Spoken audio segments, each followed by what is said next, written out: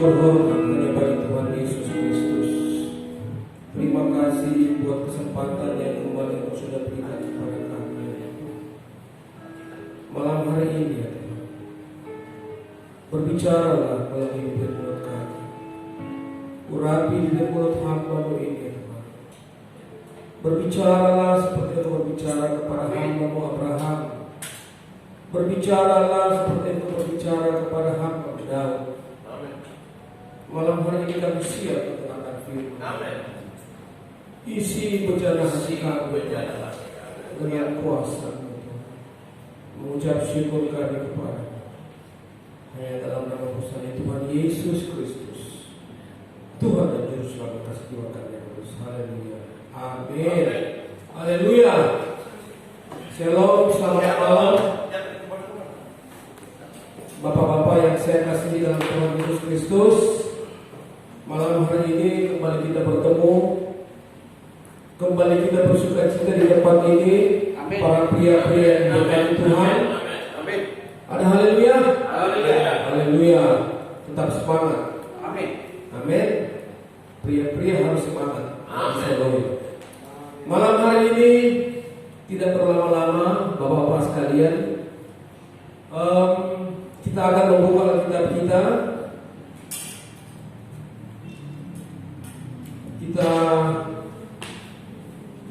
Mari kita buka bersama-sama di dalam Alkitab kita. Firman Tuhan akan saya ambil dari Maleakhi pasal yang kedua. Maleakhi, kitab Nabi Maleakhi pasal yang kedua ayat 15. Kitab Maleakhi pasal yang kedua ayat yang ke-15. Maleakhi itu cuma 4 pasal.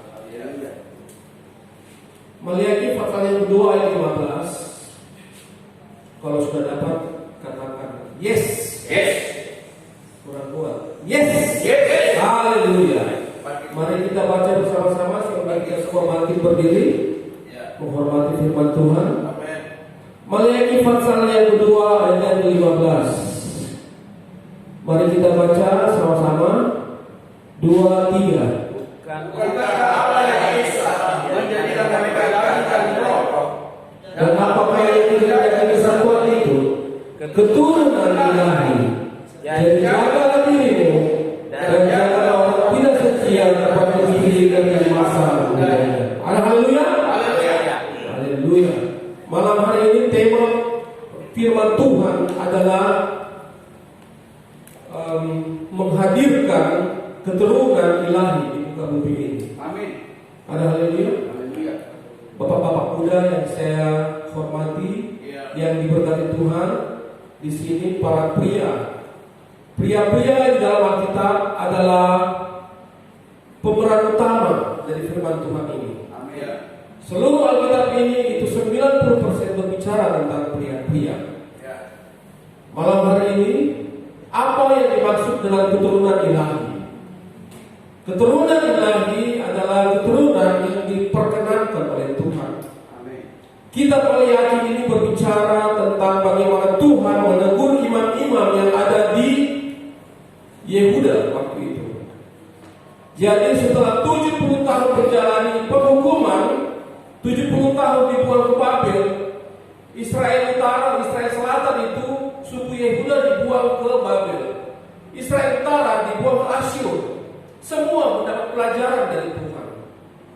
Kalau kita membuka apa yang dimaksud dengan keturunan ilahi, mari kita buka sama-sama di dalam kitab Kejadian pasal yang kelima. Kejadian pasal 5. Haleluya.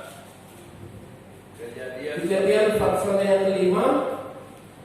Jadi apa yang dimaksud dengan keturunan? Yaitu pasal 5. Kita baca bersama-sama mulai dari ayat yang terakhir di ayatnya yang ke-10, ayatnya yang ke-30. Kejadian pasal 5 ayat yang ke-30. 2, 3. Dan Lamekh masih hidup 590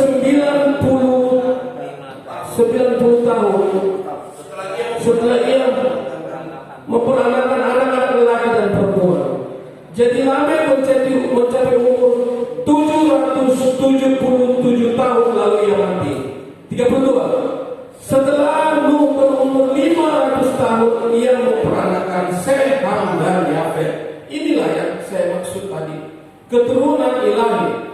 Mulai dari Adam, Set, Enos, Kenan, Mahalalel, Metusala, Yared, dan lain sebagainya sampai pada Nuh. Itulah keturunan awal-awal. Apa yang dimaksudkan keturunan ilahi adalah keturunan yang disiapkan oleh Tuhan untuk membangun kerajaan surga. Amin. Untuk hadir di kerajaan surga. Amin. Jadi malam hari ini tidak kebetulan yang hadir adalah bapak-bapak muda.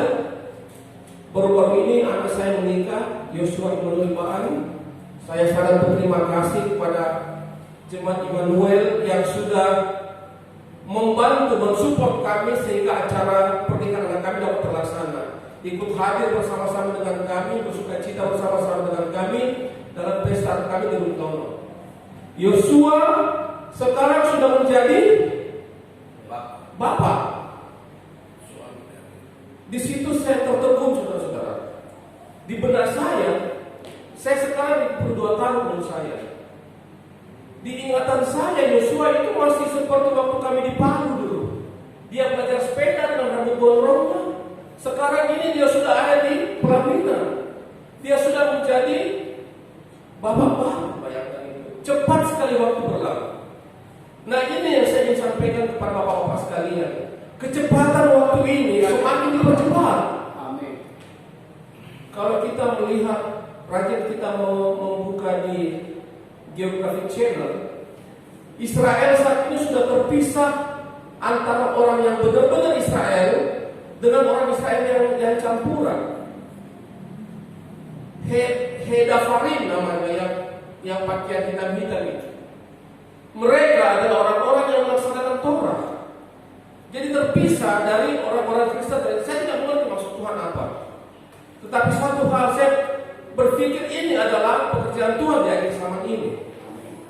Saya harus berbicara pada saat ini kepada bapak-bapak sekalian. Kita harus segera mungkin mempersiapkan keturunan ilahi, mempersiapkan generasi-generasi Allah. Haleluya. Kita harus fokus, di mana kita harus memperhatikan apa yang menjadi kebutuhan prioritas anak kita. Amin. Bagaimana kita mempersiapkan generasi ilahi ini supaya pada saatnya akan benar-benar menjadi generasi yang benar pada Tuhan. Amin. Yang pertama adalah menghadirkan Tuhan dalam rumah tangga kita. Hadirkan Tuhan. Amin. Yang pertama ada 4 hal sebenarnya, saudara. Tapi yang pertama yang paling penting adalah menghadirkan Tuhan dalam rumah tangga kita. Amin. Mari kita baca bersama-sama dalam Imamat. Imamat ini berbicara tentang aturan-aturan. Jadi imamat itu dimulai dengan kata aturan. Bagaimana kita menghadirkan Tuhan di dalam rumah tangga kita? Imamat pasal yang ke-26. Imamat pasal 26, Kejadian Keluaran Imamat. Pasalnya yang ke-26. Imamat pasal yang ke-26, ayatnya yang ke-11 sampai dengan 13. Kita perhatikan sama-sama bagaimana kita menghadirkan Tuhan di dalam kehidupan kita, di dalam rumah tangga kita sebagai persiapan awal mempersiapkan generasi ilahi. Mari kita baca sama-sama 2-3. Aku akan menempatkan kemah suciku di tengah-tengahmu Dan hatiku tidak akan muak melihat kamu, tetapi aku akan hadir di tengah-tengahmu, dan aku akan menjadi Allah, dan kamu akan menjadi umatku. 13. Akulah Tuhan Allahmu yang membawa kamu keluar dari Mesir, supaya kamu jangan lagi menjadi budak mereka. Aku telah mematahkan kayu kuk yang di atasmu, dan membuat kamu berjalan tegak. Apa yang menjadi kebutuhan kita kalau Allah bersama-sama dengan kita? Apa manfaatnya? Manfaatnya adalah kita tidak akan menjadi budak Mesir. Ya, amin. Amin. Amin. Saya belakangan ini belajar menerapkan ini, tidak menjadi budak Mesir. Ya betul kita butuh uang, betul kita butuh harta benda dan lain sebagainya. Tetapi kita jangan menjadi budak Mesir. Ya. Hadir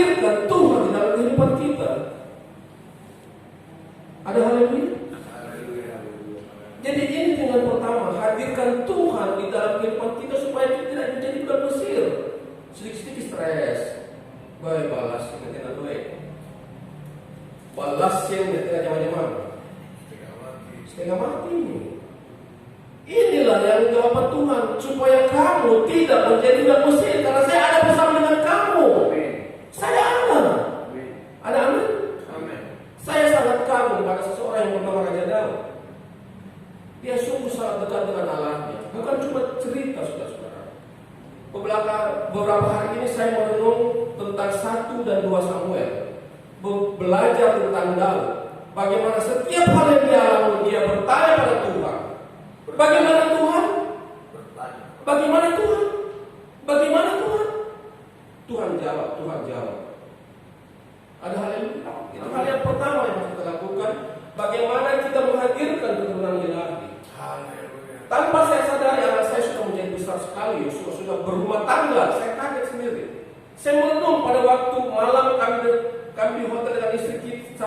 Waktu kami masuk ke hotel, saya dan istri saya, Yosua di kamar sebelah dengan istrinya. Saya bilang pada istri saya, "Ma, betapa cepatnya waktu. Saya sudah 52 sekarang ini. Masih ingat, Ma, waktu kita bertengkar, pernah kami bertengkar waktu masih rumah tangga muda? Sampai Yosua pernah bertanya, Imam, waktu dia masih kecil waktu itu, Ma, kenapa Bapak dan Mama tidak pernah bertengkar lagi? Kita sampai terharu waktu itu." Saya bilang, sekarang dia sudah menjadi bapak. Tadi malam dia tanya istri saya, karena dia sudah tinggal di PKG sana, di rumahnya dia di PKG yang dia dengan nenek ini. "Pak, Ma, jalan-jalan ke rumahku." Kasihan. Bukan saya tidak mau berjalan-jalan, kita ini sama-sama ada waktu. Saat saya berjalan ke rumahnya, dia berangkat kerja kosong. Inilah bagaimana kecepatan waktu itu memaksa kita harus menghadirkan keturunan ilahi. Amin. Kalau kita membaca lagi tadi Adam, Set, Enos, Kenan, Mahalalel, Yared dan lain sebagainya sampai pada Nuh, tidak berhenti di situ. Lanjut sampai Abraham. Nuh menghadirkan Sem, Ham dan Yafet. Kalau kita membaca lagi Sem memperanakan ini sampai pada Abraham. Arpaksad kemudian Abraham. Terah melahirkan Abraham. Kalau kita membaca lagi di Perjanjian Baru, tidak berhenti sampai di situ. Abraham berjalan sampai pada Tuhan Yesus. Inilah keturunan ilahi. Mari kita baca sama-sama Matius. Injil Matius, kita buka Injil Matius sama-sama. Jadi keturunan ilahi itu ada hal yang penting, tapi di belakang tadi di dalam ayat tadi ada seru. Apa yang Allah minta adalah keturunan ilahi, keturunan yang berkenan pada Tuhan, supaya kerajaan surga ini ramai dengan orang-orang benar. Amin. Ada haleluya. Kita buka Matius pasal 1. Matius pasal yang pertama ayat 17. Pasal pertama ayat 17 ini berbicara tentang keturunan ilahi. Keturunan yang ditulis oleh Tuhan dalam hatinya. Mari kita baca ayat 17. Jadi seluruhnya ada 14 keturunan dari Abraham sampai Daud, 14 keturunan dari Daud sampai pembuangan Babel, dan 14 keturunan dari pembuangan Babel sampai pada Kristus. Dan berikutnya setelah Kristus dan sebagainya akan ditulis sampai pada Pak Yadi. Ada haleluya? Ada haleluya? Pak Yadi akan ditulis setelah Kristus sampai pada Pak Luki. Kita tidak mengerti jalan Tuhan seperti apa. Jalan Tuhan, amin. Kita tidak mengerti. Ponakan saya, Michael Emmanuel Baan, hadir di sini sebagai saksi keturunan ilahi yang berkelek-kelek dan sebagainya sampai pada saat ini. Yang penting adalah apa? Yang pertama tadi adalah apa? Menghadirkan kerajaan Kristus dalam rumah tangga kita. Yang kedua, apa yang harus kita lakukan? Yaitu Tuhan kita adalah Tuhan yang mengajar. Kita harus mengajarkan anak kita. Ada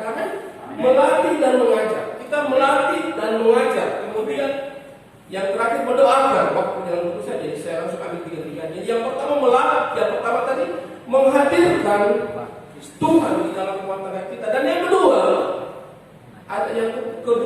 adalah mengajar dan melatih dan mendoakan. Kita mulai dengan melatih. Tuhan kita adalah Tuhan yang melatih. Amin. Amin. Di mana dia kita adalah Tuhan kita Tuhan yang melatih. Mari kita buka sama-sama di dalam Hakim-Hakim. Haleluya. Hakim-Hakim 13 ayat 8. Jadi Alkitab kita ini, 6 buku ini berbicara tentang teori kehidupan. Ada haleluya. Bukan sekedar firman Tuhan, karena rumus kehidupan yang mana orang mencari-cari motivator dan lain sebagainya. Lengkap di Alkitab. Mari kita baca sama-sama. Hakim-Hakim 13.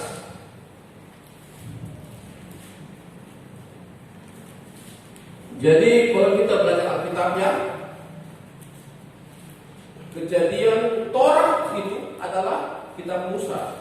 Nah setelah Torah kemudian Yosua, Hakim-Hakim sampai dengan di Esther itu adalah sejarah. Mari kita baca sama-sama. Hakim-Hakim pasalnya yang ke-13. Setelah Yosua, Hakim-Hakim.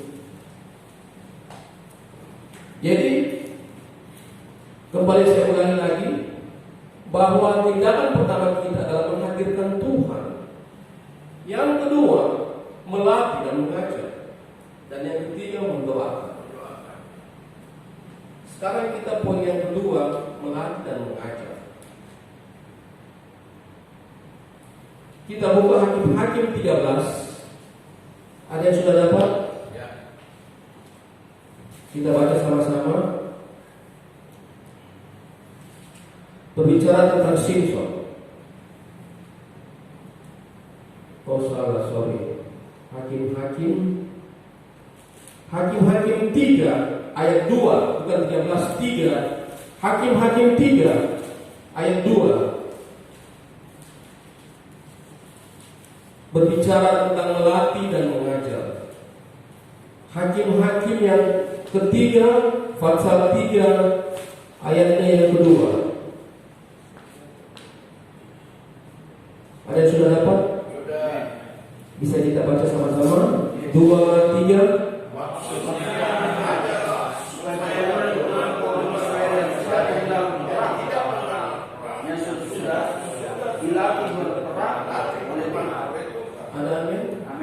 Tuhan kita bukan Tuhan yang mencelakakan.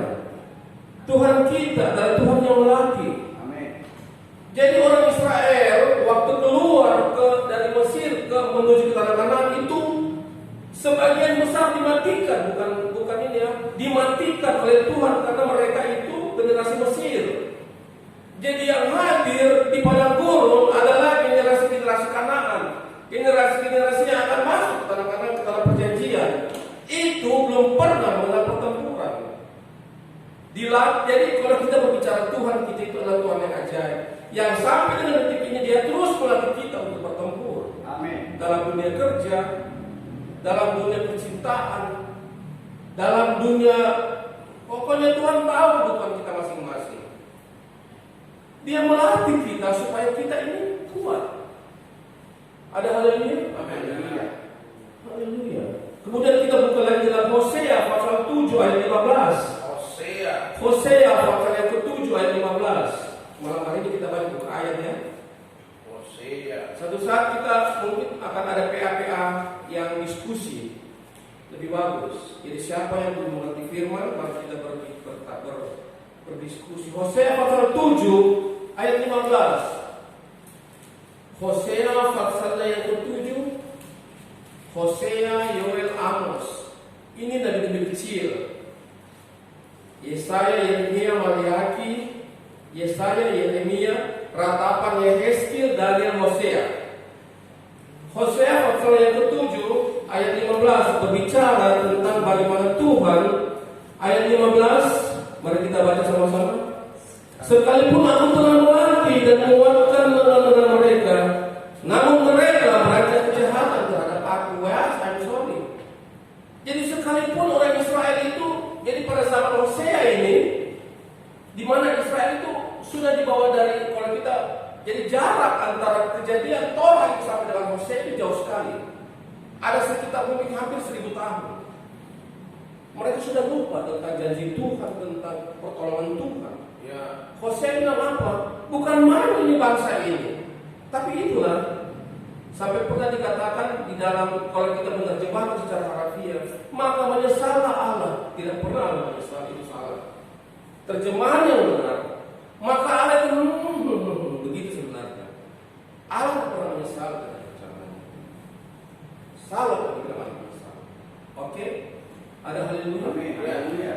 Jadi setelah menghadirkan hadirat Allah, kemudian dia melatih kita untuk berperang. Dan yang terakhir apa harus kita lakukan? Membawa rumah tangga kita, mendoakan rumah tangga kita, mendoakan anak-anak kita supaya mereka ke depan akan menjadi generasi keturunan ilahi. Ada amin? Amin. Ini yang harus kita lakukan. Jadi yang pertama kita menghadirkan hadirat Allah. Dan yang kedua kita melatih dan mengajar mereka. Amin. Allah kita adalah Allah yang mengajar. Allah kita bukan Allah yang menghukum, bukan. Bangsa Israel dibuang 70 tahun ke Babel. Yehuda, kalau kita belajar Alkitab, setelah zaman Daud, bangsa itu terpecah menjadi dua, menjadi Israel Utara dan Israel Selatan. Israel Utara adalah 10 suku bangsa. Kemudian Israel Selatan itu Yehuda dan Benyamin. Bangsa ini terpecah dua. Kalau kita baca Alkitab ya. Nah, di dalam